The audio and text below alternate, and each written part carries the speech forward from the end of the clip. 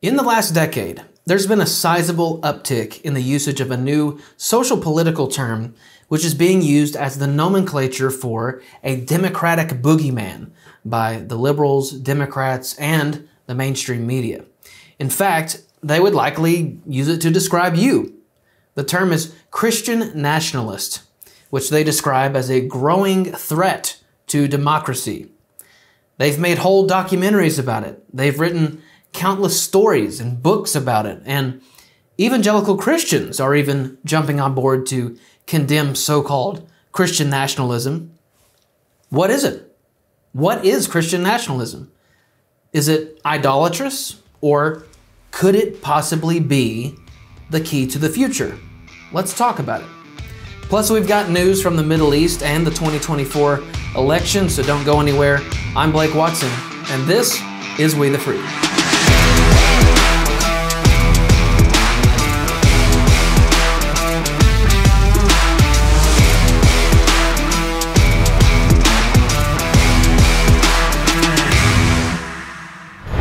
One of the best ways that you can help our show, other than by sharing today's content, is by picking up some We the Free merch at wethefreeshow.com.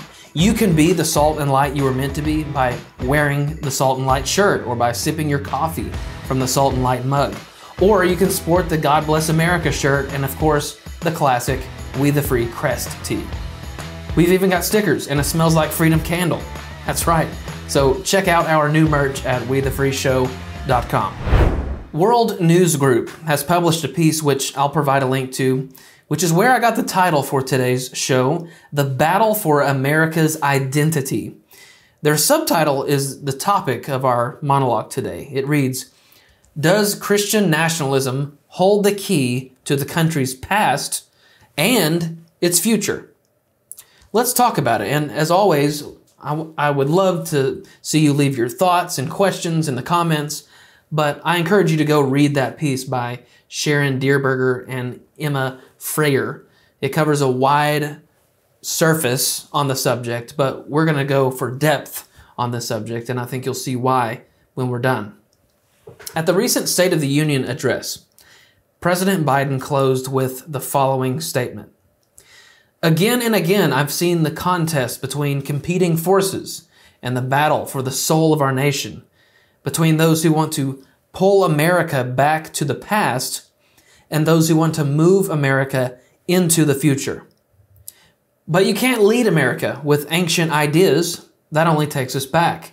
To lead America, the land of possibilities, you need a vision for the future of what America can and should be." The United States of America faces what is perhaps its most important decision, an identity crisis, the likes of which we've never seen in our relatively short history. Who are we? This is an incredibly important question. Our national identity ultimately determines who we are at home and abroad. It's only detrimental to have split personalities or the mental depravity comparable to dysphoria. This is something which was once easily definable, but now it's harder than ever to specify or clarify what it means to be an American. We don't even know who we are anymore. However, what's more important than who we are now is deciding who we will become. What will be the American identity? The answer to this question is the same thing as providing solutions to our national problems. It's like saying, in order to solve the issues of the United States, this is who we will be. And there are shockingly few specific answers to this question of national identity and solving our problems. The weak, vague, and actually crippling answer to this question for decades has been to erase our identity or pretend as if we must eradicate the America that once was and clothe ourselves with and put on the mentality of cultures exterior to the United States. I'm telling you, this is what has been happening in our college classes for decades. This is why and you really understand this if you're an older American, the feeling of national lostness is almost palpable. You can feel it, and you can feel even more so if like I said, you're an older American. I don't think the world doesn't even know who we are now. America was once viewed a certain way, her citizens in a generalized way. In other words, not only are we lost on our own identity, no one knows who we are anymore. Since when are we a nation who treats our own populace the way that we do? Equality is draining from our culture like sand in an hourglass. And speaking of culture, there's no such thing as American culture anymore because we no longer encourage or expect assimilation. Racism is the most pervasive it's been in over half a century.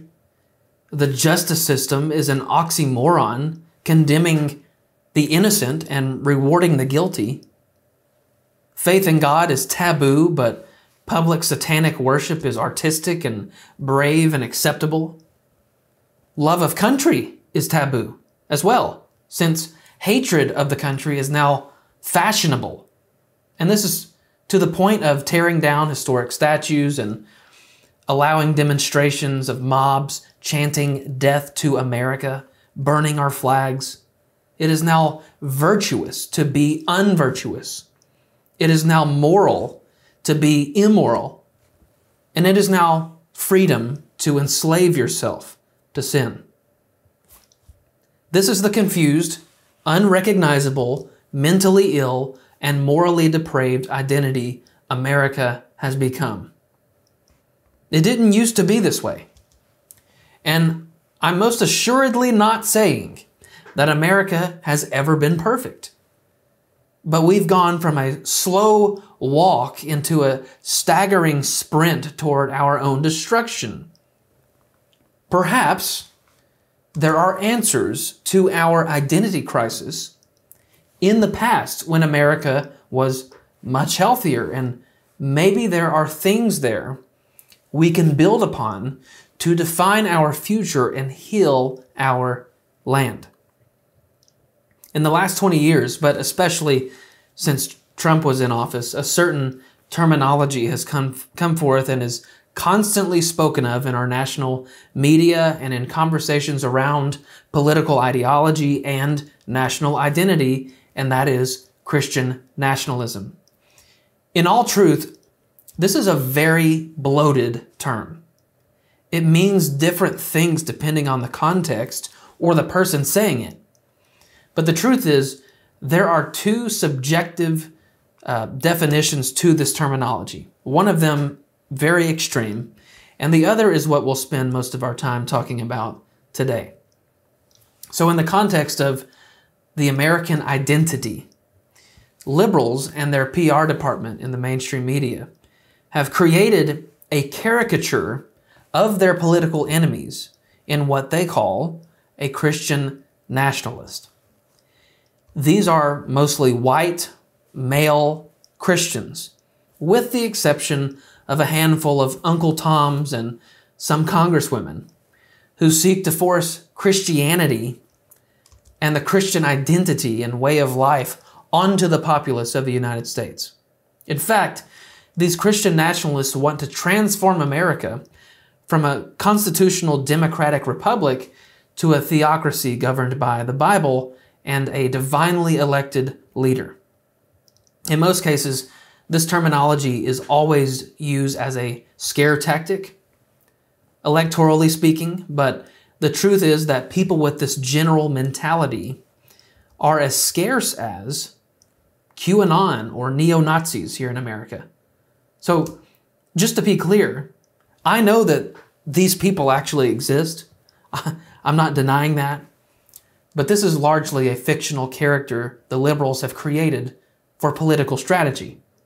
And this is, in part, successful due to the cultural and historical baggage of these two terms, Christian and nationalist. Christianity, in its realness, is the enemy of secularism. But this is to be expected in spiritual warfare.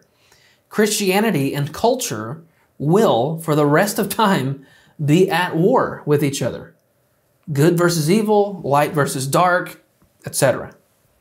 So, as American culture has been progressively secularized, the term Christian has accumulated negative connotations and cultural baggage.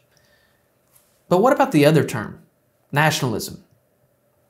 Nationalism is literally defined as loyalty and devotion to a nation, exalting one nation above all others, and placing primary emphasis on promotion of its culture and interests as opposed to those of other nations or supranational groups. Okay, let's process that in pieces. First, there's this definition of loyalty and devotion to a nation, which sounds pretty similar to patriotism, which we'll talk more about in just a moment. And then there's the part of the definition which describes exalting one nation above all others. This, at least in the American sense, is what we would describe as exceptionalism, which, to borrow a modern movement's designation, this is like the America First policy. The idea with this being that we take care of us first and foremost.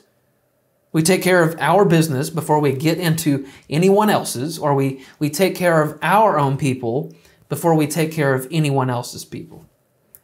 Now, the end of the definition speaks to an emphasis on promoting a nation's culture and interests, but hold on to that. At its core, nationalism is the belief that the nation is a distinct community with its own history, culture, language, territory. It can promote a strong sense of collective identity and belonging. This collective national identity being that which distinguishes the nation from other nations. Now listen, this is all very important. Nationalism fosters sovereignty and autonomy of the nation, asserting its right to self-governance, territorial integrity, and independence from external control or interference. Nationalism also seeks to unify and solidify the populace, transcending differences. Hello, transcending differences and divisions among the nation's people. It promotes the idea of a common destiny and encourages cooperation among the nation's people in achieving the shared goals of the country. And as I've already mentioned, nationalism is closely related to patriotism because it promotes a sense of pride and loyalty, history, achievements, and heritage. So why is it that nationalism is 99.99% of the time spoken of as a negative idea? Well, because on numerous occasions in history, nationalism has been utilized for the worst of human atrocities, to use a word that the liberals love to use. Nazi Germany is the most atrocious example.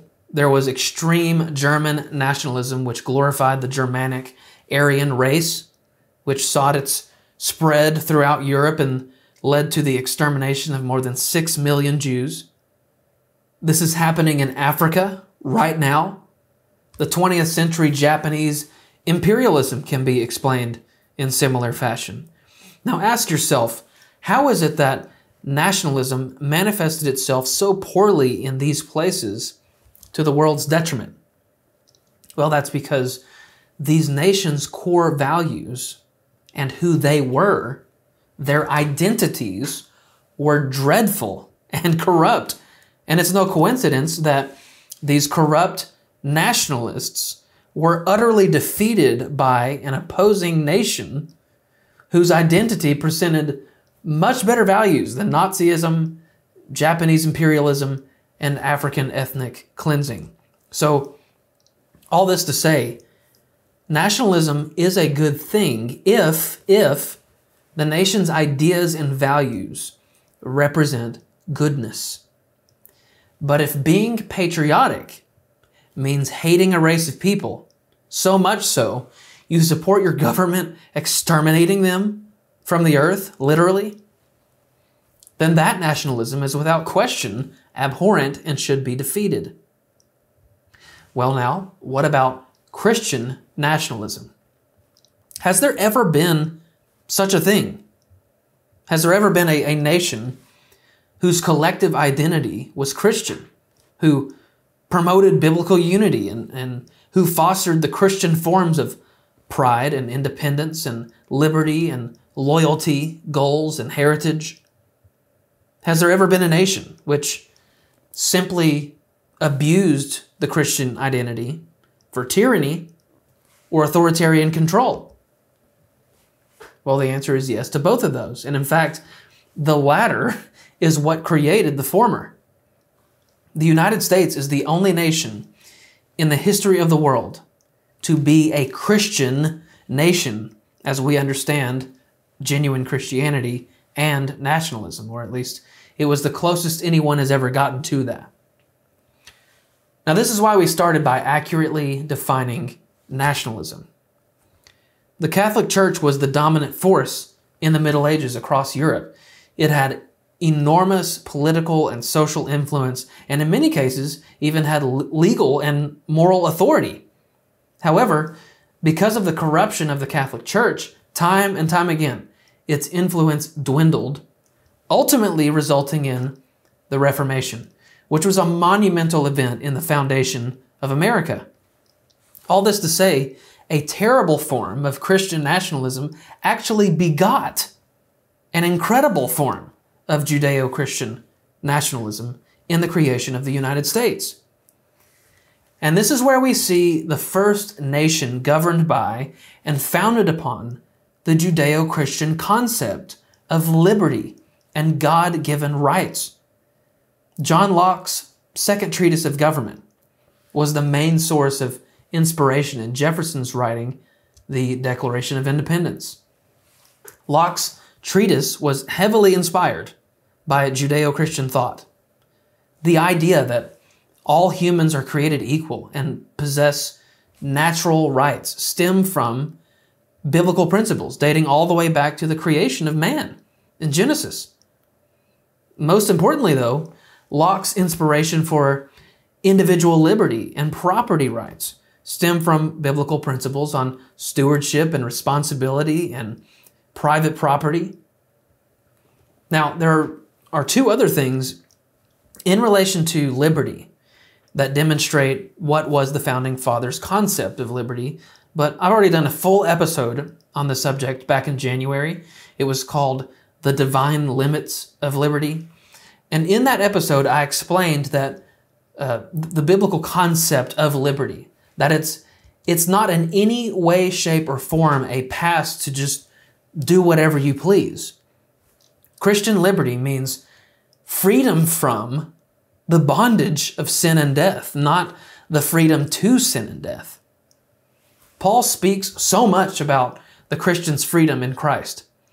But let's look at the words of the Messiah himself in John 8:34 and 36, which says, "Truly, truly, I say to you, everyone who commits sin is the slave of sin. If the Son makes you free, you will be free indeed." Now, this is the confounding thought. Real freedom is freedom from sin and the unbearable weight of living up to the perfect standards of a righteous God, not a license to indulge in sinful behavior. And that's the confounding part. The secular definition of freedom is the ability to do whatever you desire. But in doing so, you're actually making yourself a slave to sin, which isn't freedom at all. It's a total paradox. That's why I explain in that episode, which we'll link to, that true liberty only exists within boundaries. In societies, we call these laws. Laws are the boundaries to preserve liberty in America. So when Jefferson wrote, We hold these truths to be self-evident, that all men are created equal, that they are endowed by their Creator with certain unalienable rights, that among these are life, liberty, and the pursuit of happiness. This was the Judeo-Christian backdrop for his writing. In other words, the Christian concept of liberty was the foundational stone for the United States of America. James Madison wrote the preamble as follows: "We, the people of the United States, in order to form a more perfect union, establish justice, ensure domestic tranquility, provide for the common defense, promote the general welfare, and secure the blessings of liberty to ourselves and our posterity, do ordain and establish this Constitution for the United States of America." There's that blessed liberty they wish to secure for themselves and their descendants. Then the Bill of Rights would come along soon after that. Madison wrote the Liberty Amendments, the first of which reads, "Congress shall make no law respecting an establishment of religion or prohibiting the free exercise thereof, or abridging the freedom of speech or of the press, or the right of the people peaceably to assemble and to petition the government for a redress of grievances." So now that you can see the proper understanding of liberty, these Liberty Amendments were not a license to do whatever you want, religiously or in your speech or with the press or with assembly or government questioning. There are laws and codes and statutes regulating every one of these things. Perhaps the one most important for our conversation today is the Establishment Clause, or the Free Exercise Clause, which gets shortened to freedom of religion. Before I explain this, though, we have to understand that the main purpose of the Bill of Rights was to limit the powers of the government, or to regulate the federal government. But the First Amendment was ratified in December of 1791. But the precursor to freedom of religion was a Virginia statute written by Thomas Jefferson over a decade earlier. In fact, James Madison helped him write this. But the statute declared that no Virginian should be compelled or forced to attend or support any church because Virginians weren't happy about their taxes supporting the local Church of England. This is where the separation of church and state doctrine comes from. And it's where the Establishment Clause and the Free Exercise Clause come from. Again, I've done an entire lesson on the separation doctrine back in August, which we'll also link to. This idea, opposing spiritual or religious tyranny, is consistent with the Judeo-Christian understanding of the nature of God. And just to be clear, I know that some of my Calvinist friends will disagree with me on this, but that's okay. As Christians, we believe that love is something that comes from the very nature of God. It's who He is. God, He is love. And His Word attests to this in 1 John 4:8.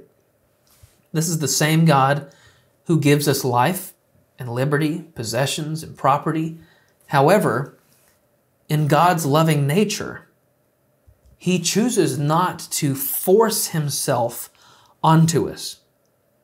He doesn't make us obedient to Him either, because that's inconsistent with His nature. That's why He gives us choices. That's why He gave the very first people the freedom to choose, the liberty to be obedient or not. It's also in His love that He doesn't prevent our consequences. Adam and Eve began their death the day they chose not to worship God above all. And the same is true for us. In other words, God doesn't force people to be Christian, and we can't either, because that's what we call tyranny. And the Founding Fathers created a system which reflected God's blessing of liberty. So why did the founders establish such a Judeo-Christian nation? Why did they create as our societal foundation and like a governmental box or boundary, a heavily Judeo-Christian system. Would this not be a violation of the very rules they created? You know, the founders were largely Christian, but not all of them. George Washington and James Madison were Episcopalians. John Adams and Samuel Adams were a part of a reformed denomination known as Congregationalism. Thomas Jefferson was a deist, so was Ben Franklin. They believed in some sort of higher power like God, but rejected the claims of Christianity, and this was because they valued reason over revelation, which obviously rejects the miraculous. Alexander Hamilton was a Protestant Christian, so was John Jay. Patrick Henry was an Anglican. I mean, that's a pretty religious bunch, and a largely Christian group who created the United States of America. Some of our oldest universities began as seminaries. Harvard was founded in 1636 to train ministers, Puritan ministers. Yale was founded in 1701 to educate Congregationalist ministers, and Princeton was founded in 1746 to train Presbyterian ministers. All of our earliest hospitals in America were founded by Christians, as was the case with orphanages. Slavery was abolished and civil rights were established because of Judeo-Christian values and influence. I think you get the point that America used to be a hopeful bastion of Christian nationalism, which was devoid of all its negative connotations. Even the sizable mass of immigrants from around the world knew this, and they came anyway because Christian liberty is the greatest liberty there is because it's created and manufactured by the Almighty God. Now, I want you to hear me very clearly when I say this. And this is the point of all my religious and historical rambling. This is what we mean by Christian nationalism. It's just not the way that we say it. We don't say the words Christian nationalism. We don't call ourselves a Christian nationalists. Christians just want to see the United States of America return to its Judeo-Christian roots. We want to see virtuosity return to public and private life. We want to see justice and order. We want to see respect and honor and reverence. We want to see an outright preservation of life, no matter what. We want to see honesty and integrity, safety for everyone. We want to see evil punished and the good rewarded. This is what we long for, and we're not alone in this. The Christians aren't alone in this. Even people who are atheists or agnostic in other faiths recognize the stability, prosperity, and harmony that stems from a Christian society. The world's most renowned atheist just recently said as much. He called himself a cultural Christian. In other words, a lot of people would love to see the United States become a Christian nation again. But here's the difference between the majority of us and the fringe political caricature the Democrats and liberals speak of. We, the real Christians, we will never force Christianity upon anyone because it defies God-given liberty. That's exactly what the founders thought. Instead, we will use legal process, argument, and reasonable debate to establish a Christian nation, a city on a hill, and you can't prevent that from happening. Now, let me say something to the Christians listening. You're witnessing our country's casual demise, and in turn, the world's slow slip into madness and destruction.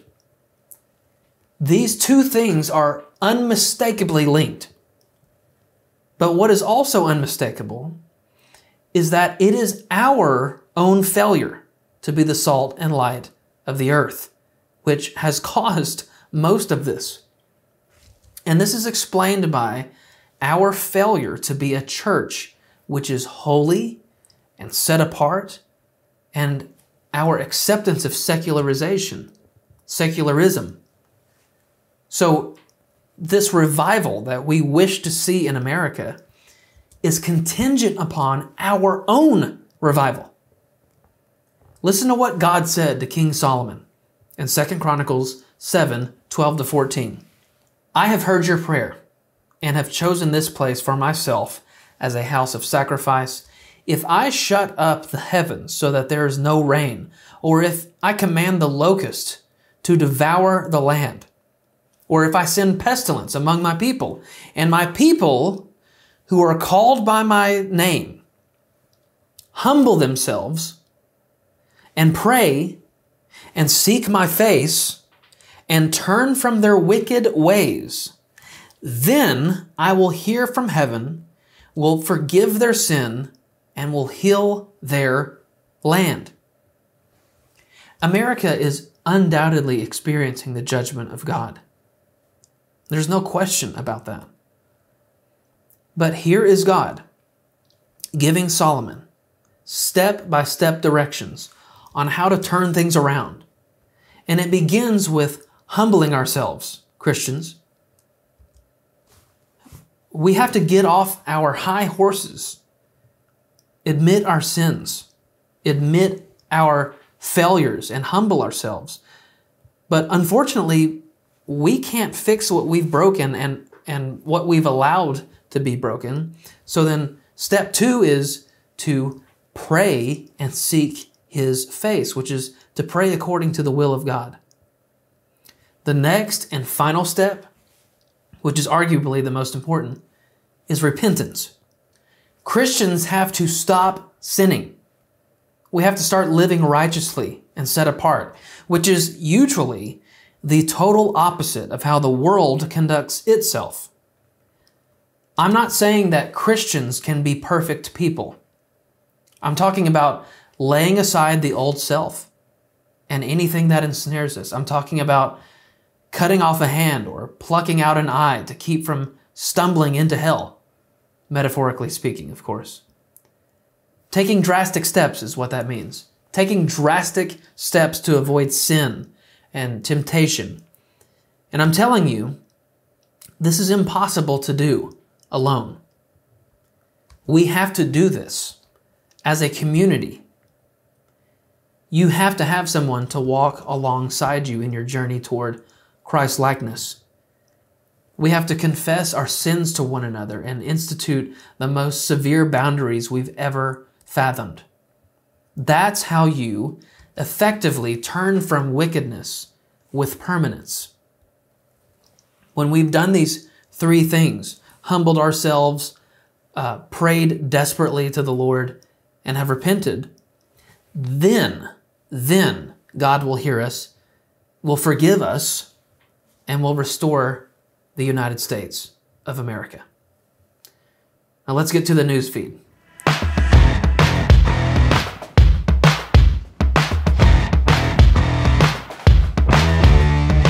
It's been a while since we talked about Israel, and that's because it's mostly been a mundane, consistent war story, with Israel slowly dismantling and defeating Hamas, the group that's directly responsible for the October 7th massacre on over 1,000 Israeli citizens.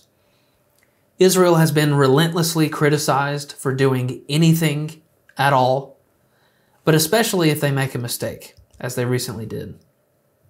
But most of what they've been criticized for has been fully fabricated lies. Most of all, the highly unlikely and suspicious death count of Gazan citizens. Tablet magazine wrote about this, describing the insane regularity from day to day. They wrote, This regularity is almost surely not real. One would expect quite a bit of variation day to day. In fact, the daily reported casualty count over this period averages 270, plus or minus about 15%. This is strikingly little variation. There should be days with twice the average or more, and others with half or less. Perhaps what is happening is the Gaza ministry is releasing fake daily numbers that vary too little because they don't have a clear understanding of the behavior of naturally occurring numbers. Unfortunately, verified control data is not available to formally test this conclusion, but the details of the daily counts render the numbers suspicious. What are the actual figures? National Review wrote, Netanyahu's figures suggest 1 to 1.5 civilian deaths per Hamas militant killed. For reference, there were 15 million combat casualties and 38 million civilian casualties in World War II. So, the Israeli government is figuring the combatant to civilian death ratio at 1 to 1.5. And all the liberals will say, but there should be zero civilian deaths. And I'm sorry, but that is impossible with a terror organization who embeds themselves among the citizenry and next to schools and underneath hospitals. However, the ratio, if correct, is truly astonishing, given the combatant to civilian death ratio in World War II was 1 to 2.5. And my point on this subject all along has been that we're supposed to trust a terrorist organization's reporting? You think they're being ethical and honest in reporting casualties? Of course they're not. Hamas has been playing a propaganda game all along, and they know what kind of message this sends to the Jew-hating world. And sure enough, after enough of this propaganda, the President of the United States, you know, the country who has been historically Israel's biggest supporter, Joe Biden called Prime Minister Netanyahu last week and demanded a ceasefire. So keep in mind, this was 12 days ago. Watch. He urged the Prime Minister to empower his negotiators to conclude a deal without delay to bring the hostages home. President Biden putting the pressure on Israel. In a phone call to Prime Minister Benjamin Netanyahu, he delivered a clear warning that an immediate ceasefire is essential and urged Israel to reach a deal without delay. Now, all of this is, of course, nonsensical because Hamas doesn't want to make a deal. They don't want a two-state solution. They want a one-state solution where all the Jews are either murdered or driven out, and only Palestinians live in the state of Israel. I mean, it's pretty simple. Hamas wants one thing. It's stated in their founding charter. They want to wipe out the Jews. So, of course, there is no deal that can be made, and there's no two-state solution. But perhaps the most insane thing is that the President of the United States is calling for a ceasefire while there are still close to 100 hostages in Gaza, some of which are American citizens. In other words, yeah, we know they've kidnapped these 100 people and they're probably starving them and assaulting them, but look, Israel, you've got to stop fighting them. Now, there are only two things that Biden is good at: screwing things up and demonstrating weakness to our enemies. His old boss even talked about that first thing Obama said in 2020, don't underestimate Joe's ability to bleep things up. And unfortunately, America did not heed this warning. Shortly into his tenure in office, Biden showed absolute weakness in the withdrawal from Afghanistan. And since then, our enemies have realized the opportune moment to make their moves. Russia has moved on Ukraine. Hamas attacked Israel with the funding of Iran. China moves closer to taking control of Taiwan. Millions have flooded over the U.S.-Mexico border. And this phone call 12 days ago to Netanyahu was another demonstration of weakness. This is why, just a week later, this happened. Iran tonight launched a swarm of drones at Israel as air defenses lit up the sky and exploded over Jerusalem. For the last several minutes, we've seen these flares streaking all across the skies over Jerusalem. And now, for the first time, we're hearing the air raid sirens. It's a developing attack that is unfolding in slow motion. The drones take several hours to travel roughly 700 miles from Iran to Israel, giving the Israeli military and its allies time to divert, jam, or shoot them down. We are closely monitoring Iranian killer drones that are en route to Israel sent by Iran. This is a severe and dangerous escalation. Our defensive and offensive capabilities are at the highest level of readiness, ahead of this large-scale attack from Iran. This is what American weakness creates in the world: chaos and destruction. Thankfully, though, Israel's incredible missile defense system diffused just about every single missile. U.S. officials actually reported that of the 120 ballistic missiles fired at Israel from Iran, only 5 got through Israeli and U.S. air defenses and hit Israeli territory. They also said that roughly half the ballistic missiles failed on launch or crashed in flight. Now, why did Iran strike Israel like this? Other than the fact that they hate Israel and want them dead, other than the fact that our president is publicly demonstrating laxation in support for Israel's efforts? Well, this is why. Watch. Iran says the attack is revenge for an airstrike on Iran's embassy compound in Damascus nearly 2 weeks ago that killed 7 members of Iran's Revolutionary Guard, including 2 top commanders. Although Israel has not acknowledged involvement, it is widely believed responsible.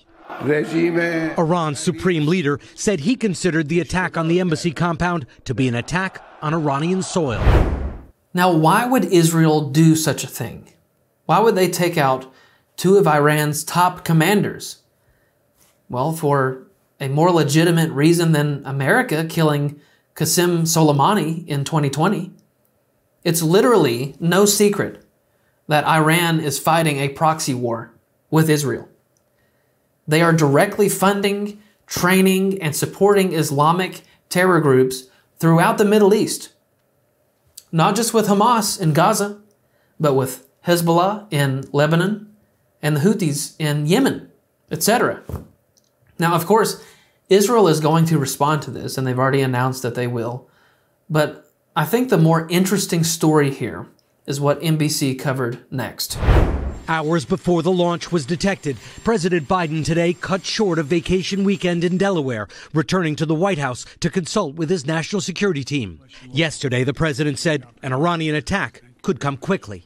My expectation sooner than later. President, what is your message to Iran in this moment? Don't. Wow, strong message, Mr. President. Well, of course they didn't listen, and if you don't pay close enough attention, you miss the subplot here.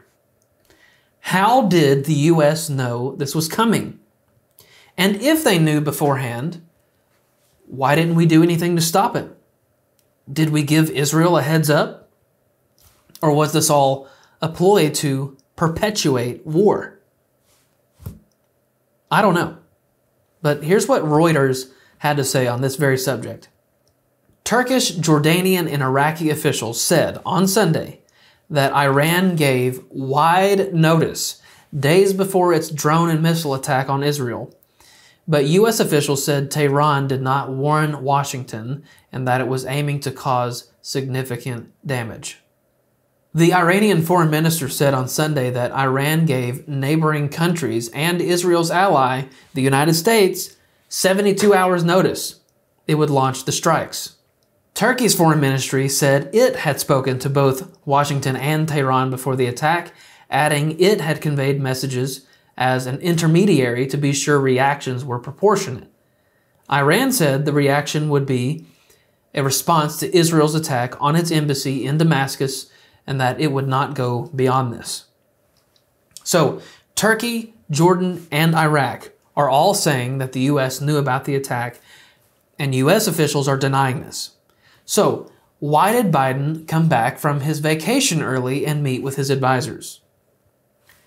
Could this have anything to do with it?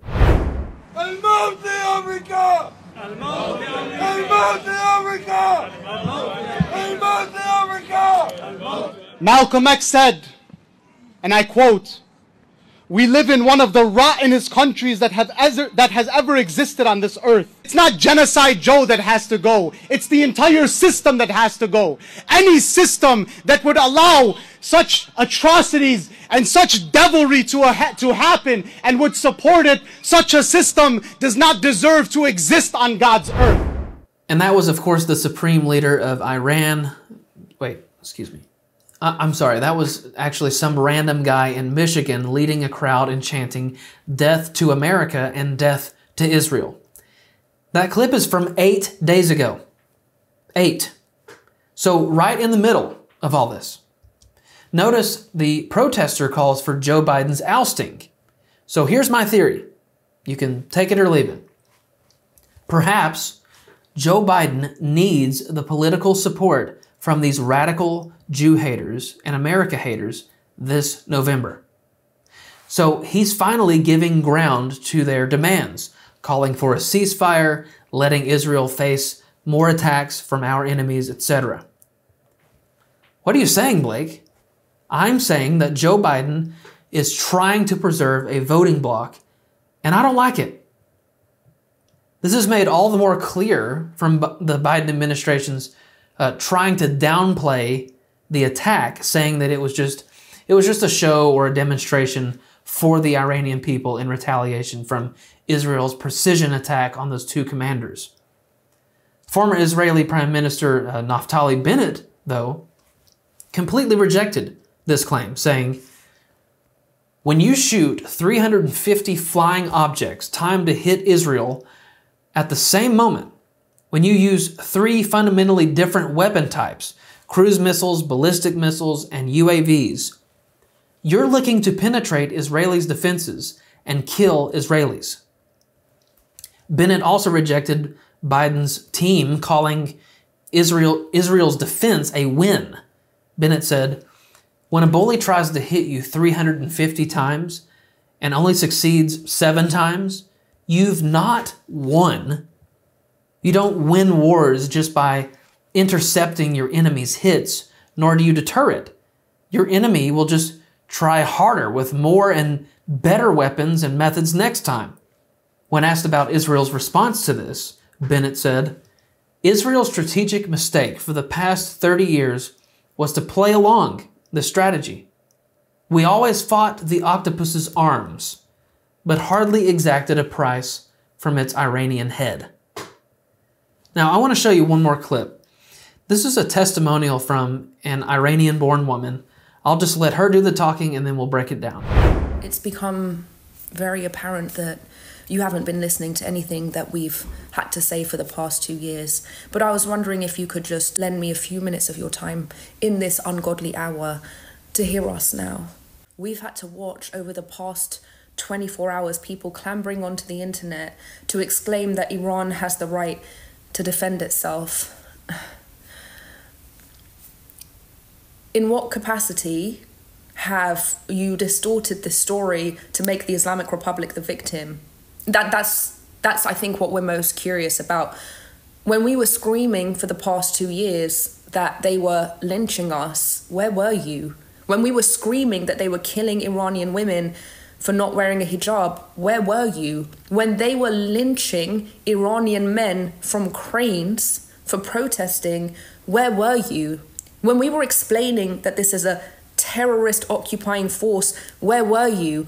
But all of a sudden, everyone's graduated from Instagram School of Law to say that this is a violation of international law and Iran has the right to defend itself. First of all, you're not talking about Iran, you're talking about the Islamic Republic. What the Islamic Republic does is not a reflection of the Iranian people. We've been clear about what we want, which is peace. Second of all, you may have discovered the Middle East yesterday, but the Middle East didn't start existing yesterday. If you want to talk about an act of war, just a few days ago, a federal court determined that the attacks on Israeli embassies and Jewish centers in Argentina were conducted by the Islamic Republic and Hezbollah. That was in the 90s. That was in the 90s. Was that an act of war? How about the terror proxies that the Islamic Republic has created to foster regional instability? What did you think that they were there for? What did you think Hezbollah was there for?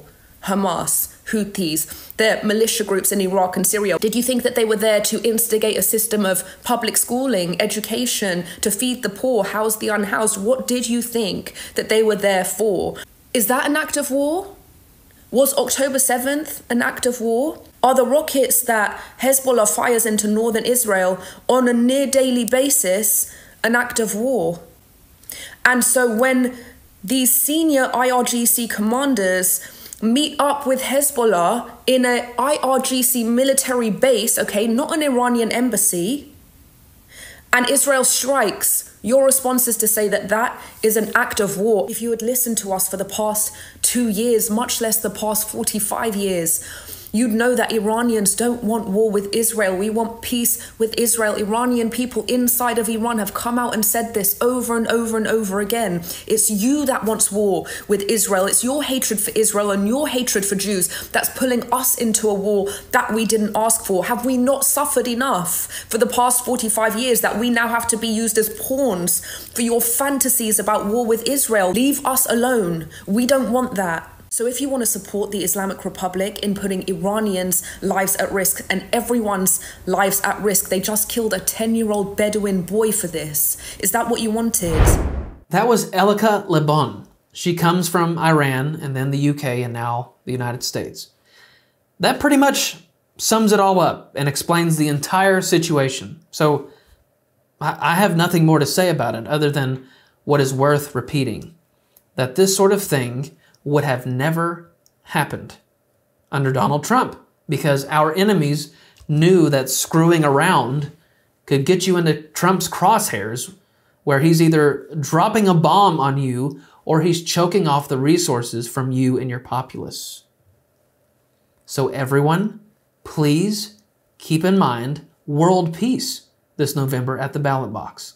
Speaking of the election, last week we spent a little time talking about Trump announcing his positions on in vitro fertilization and abortion and his denouncing Arizona's ban on all abortion with the exception of ectopic pregnancies.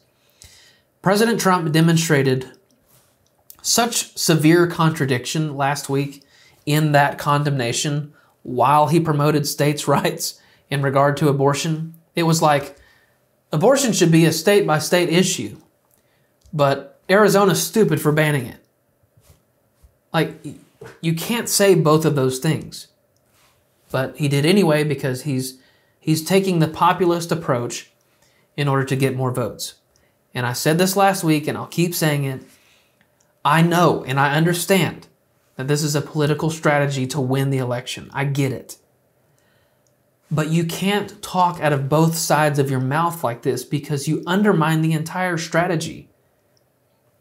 And if you'll excuse me for my somewhat harsh description here, but Kari Lake, who's running for the U.S. Senate in Arizona after she failed to become a governor of the state, like an obedient puppy or a lapdog, Kari Lake echoes exactly what Trump says in her latest campaign ad. This total ban on abortion that the Arizona Supreme Court just ruled on is out of line with where the people of this state are. The issue is less about banning abortion and more about saving babies. I agree with President Trump. This is such a personal and private issue. We know that some women are economically in a horrible situation. They might be in an abusive relationship. They might be the victim of rape. I agree with President Trump. We must have exceptions for rape, incest, and the life of a mother. We as American people don't agree on everything all of the time.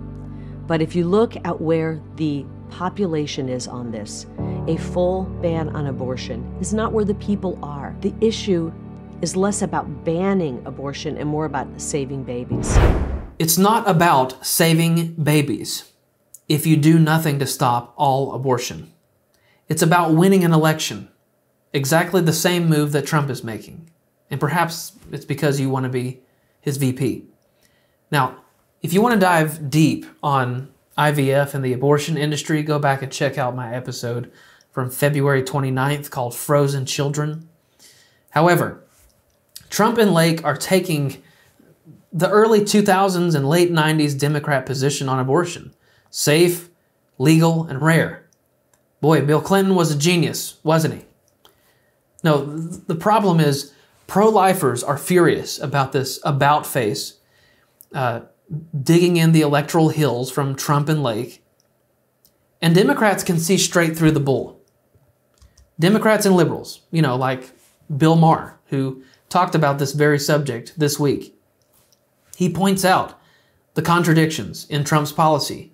And then one of his guests points out that she can't believe that Republicans and conservatives are making this such a big election issue. And Bill makes the most shocking admission I've ever heard from the left on this subject. None of you believe it's murder. That's why I don't understand the 15-week thing. Or Trump's plan is, let's leave it to the states. You mean, so killing babies is okay in some states? I can respect the absolutist position.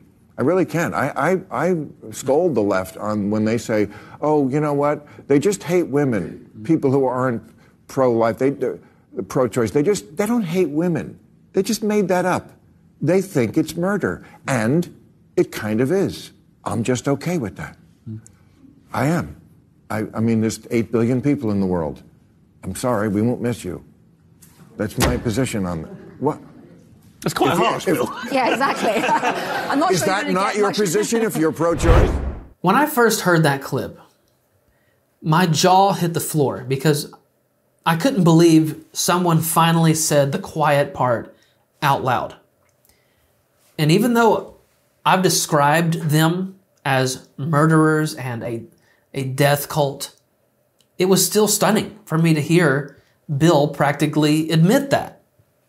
He's fine with murdering babies. We've got enough people as it is. No one's going to miss you, you little innocent, precious babies. Bye-bye. Now, listen to me, Republicans and conservatives, and by the grace of God, if my message could ever get to President Trump or Miss Lake, please hear me. This is what you're fine with, too. They know they're getting away with murder. And now we know that you're okay with it. But the people who are the real conservatives are not. And we never will be. If you make it into office, we'll be on you like white on rice to make sure no one kills another baby again. I said this last week and I'll say it again. The only other option this November is someone who promotes all abortion, all the way up to 9 months, and probably out of the womb. So obviously, I would encourage you to pick the lesser of two evils. Well, that's going to do it for me. What'll it be next time? We will see. For now, go and be the salt and light you are meant to be, and we'll see you next time on We the Free. Thanks for watching this clip. Listen, I want to make sure that you stay informed on the news and the biblical response to it.